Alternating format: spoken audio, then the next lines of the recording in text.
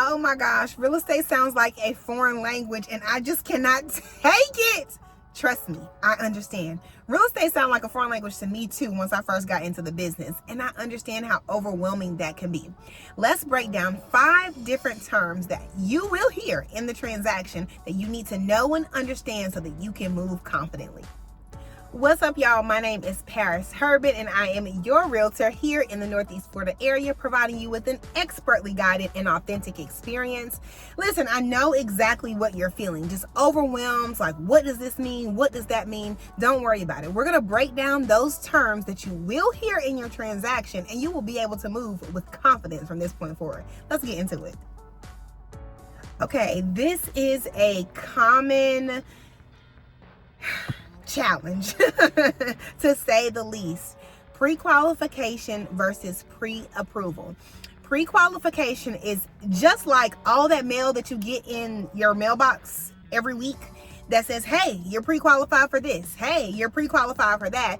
And you still have to give them something to determine whether or not you're approved. It's the same thing.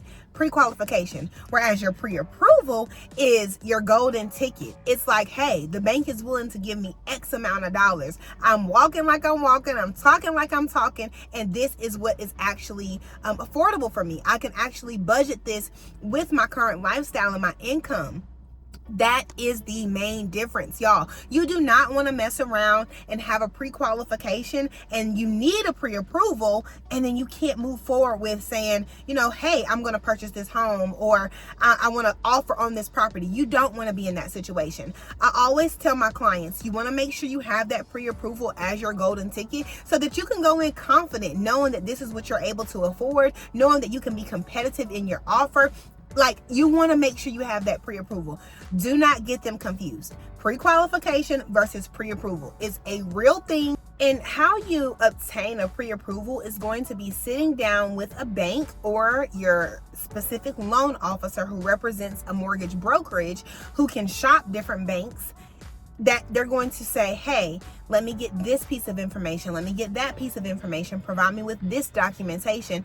And they will look at the scope of things that are necessary in order for you to obtain that pre-approval.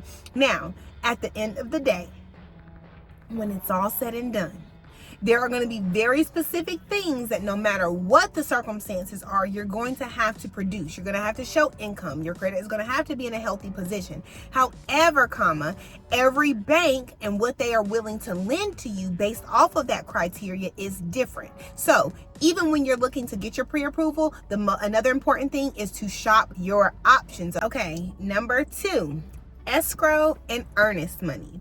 So let's start with earnest money. Earnest money is also interchangeably known as your binder deposit. This is your good faith money that says, hey, I'm serious about this house. Take it off the market. I want to purchase it. You are going to begin all of the necessary steps. Once you've, submitted your earnest money or your binder deposit, you are going to begin those necessary steps to move forward to obtaining this home, to purchasing this home.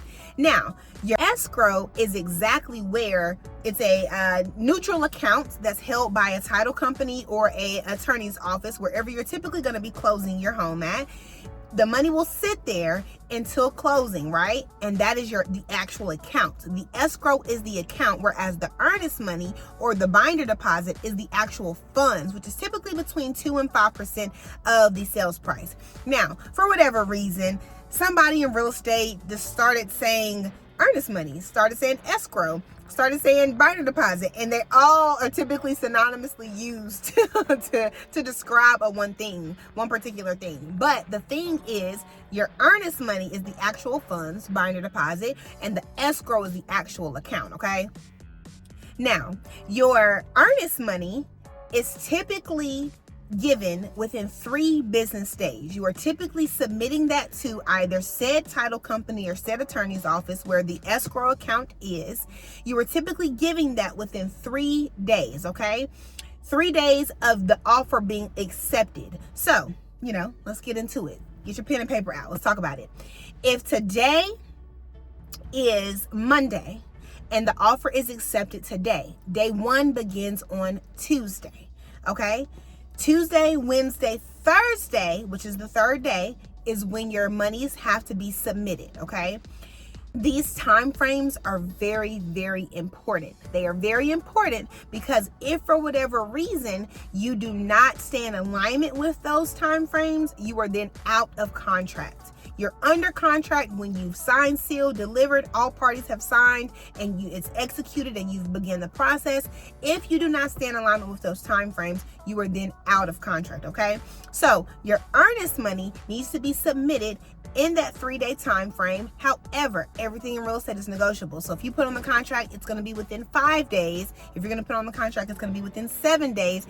And every state is different with what their contract specifies. Here in the state of Florida, if there's nothing written there, it is assumed to be 3 days, okay?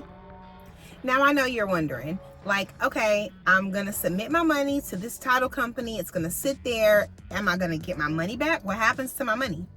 I'm glad you asked. I love that question.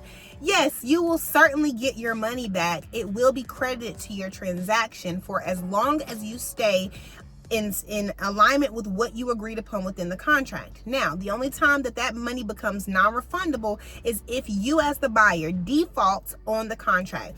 That means that you have done something that is out of alignment with what you agreed upon, what you signed and agreed upon within the contract. Now, you want to make sure your realtor, your advisor, your professionals, your teams that you're working with are very specific on the things that you need to abide by. However, if you need counsel on what something is saying in a contract, you need to make sure that you seek legal counsel so that you are very understanding on what is being said. Those contracts can be very wordy, but it's very important that you have an advisor that guides you, gives you everything in layman's terms. But if you need some assistance, seek legal counsel. But make sure that you stay in alignment with your contract so that way your money is being credited to your transaction and it does not become non-refundable, okay? Now, this one is one that can make or break a transaction, y'all. It can be very sticky if you don't have proper guidance and you are not aware of what is taking place as a whole, okay? And that is the inspection, your inspection being done on the home, the different types of inspections that you may need to get on the home. Now, let's start with the time frame that you have to complete an inspection. Everything in real estate is negotiable, so it really just depends on what you determine is the best time frame that you need, what you speak to your real estate advisor about as it relates to getting those inspections that you need to be done. The inspections that you need will determine, the home itself. Is it in newer condition? Is it in older condition? Does something seem out of whack and it needs to be replaced? Is it a certain age and you need to get under the home and look at the sewer and the piping and things like that? All those things make a difference. You do have some general inspections, which is going to be, the general home inspection where the inspector is going to come in there and look at the very typical things, the windows, the doors, things of that nature. Does the water turn on and off? Does the toilet flush? Things of that nature. But then you're also going to have the very specific 4-point inspection that is very necessary for you to do, which is going to look at your electrical, your plumbing, your AC, and your roof. Those are very, very important points. Those are 4 important points they need to make sure that you are getting taken care of when you are getting an inspection done. Another important one, which is very specific to our VA, our veterans, that loan, you are going to need to get what's called a WDO inspection. That stands for wood destroying organisms. It's also known as a pest inspection, which is just looking for any wood damage, anything that may affect the actual condition of the property. You want to make sure that you are getting that taken care of so you know up front what's happening and what's going on.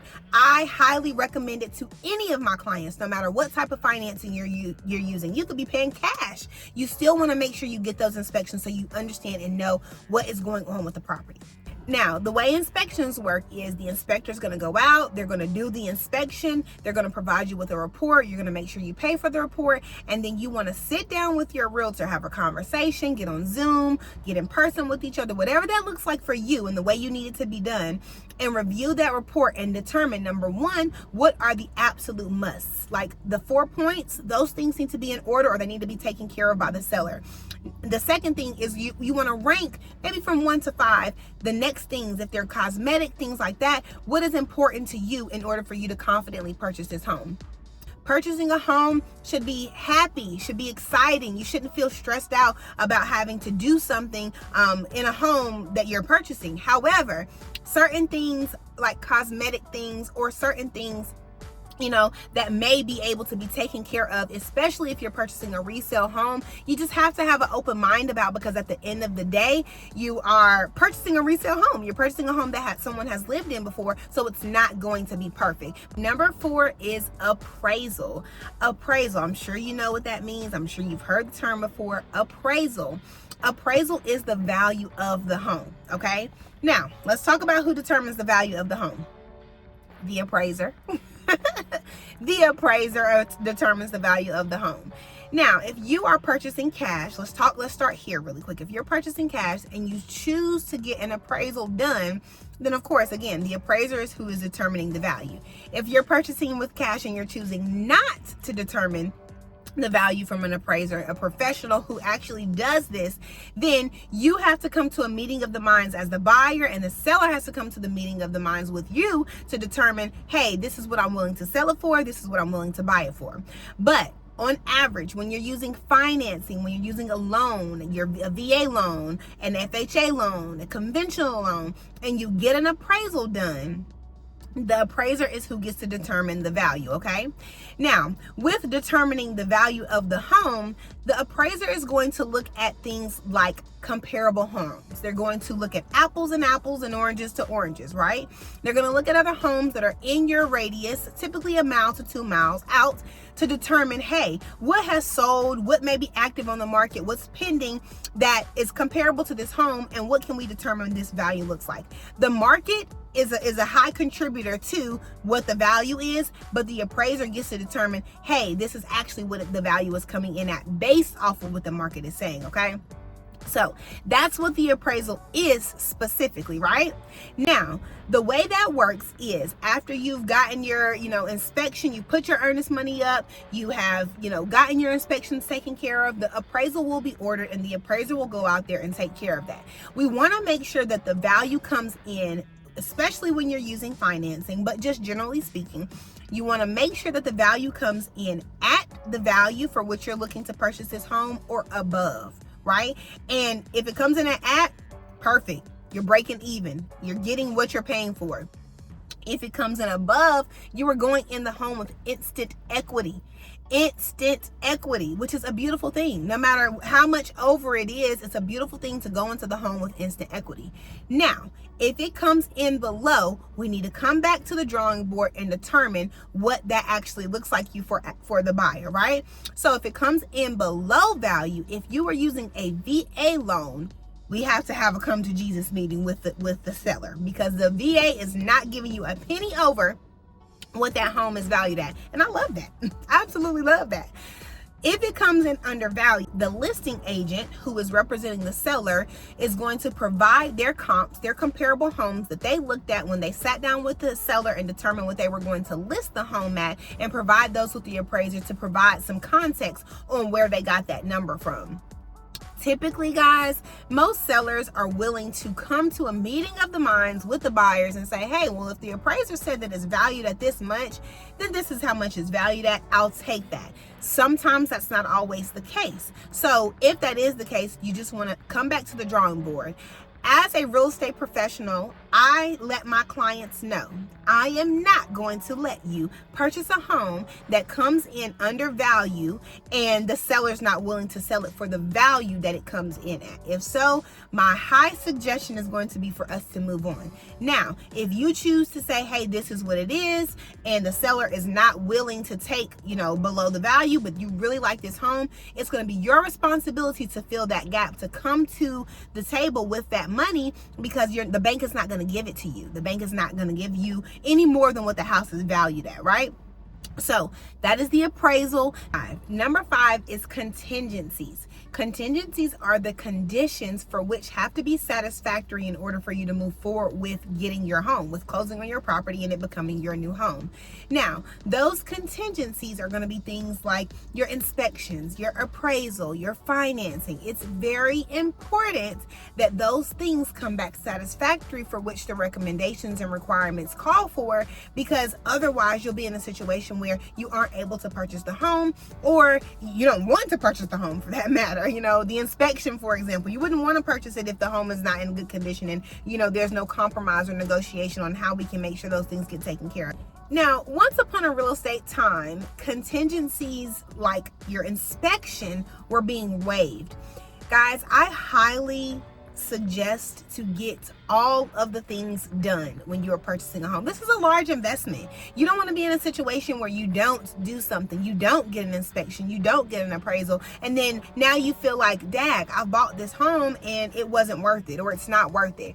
Get those things done. If you're purchasing with cash and you choose not to get an inspection because you're like, hey, I'm going to do these things anyways, or I'm not going to get an appraisal because, you know, it's cool. I'm willing to purchase it at this amount based off of what I know, what's been provided to me, the context that your advisor has provided you. That's one thing. But when you are using financing specifically, you have to get some of those things done, and you want to make sure you get those things done regardless, no matter what type of, you know, financing you're using, because you want to make sure that you feel confident about the purchase that you are making, the investment that you are making in yourself and for your family.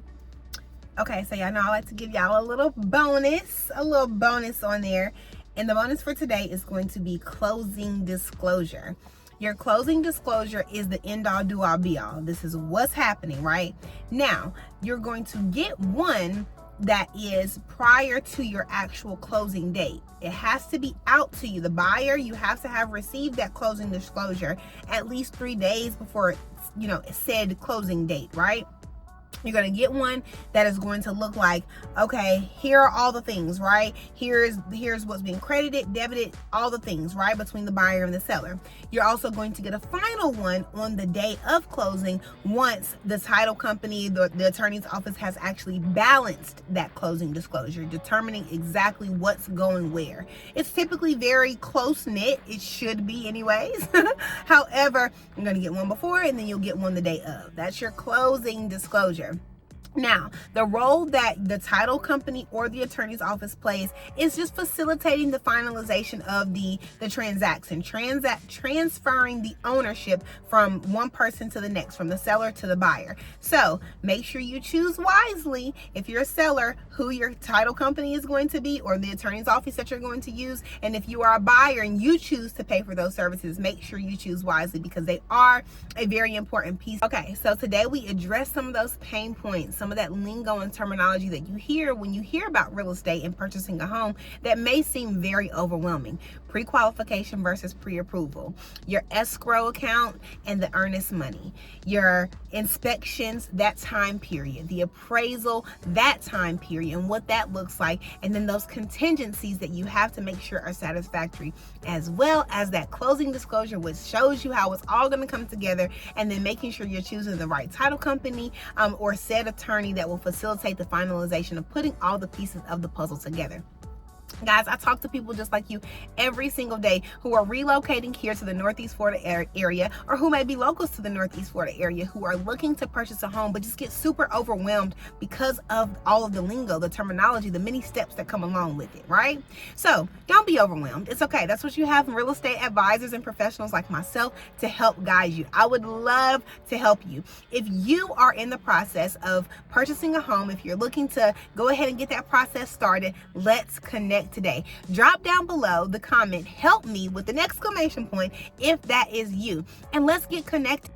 If you would like a full glossary of terms that you're likely going to hear in a real estate transaction, certainly leave that comment down below, or check out my information as it relates to connecting with me and setting up a complimentary consultation. I will happily sit down, we'll chat with you and talk about those steps and get you on your way to home ownership. You can give me a call at 904-993-3980. That is my direct contact number. I would love to hear from you. And until then, and in the meantime and in between time, just know that I'm only one call away when you're ready to make your move.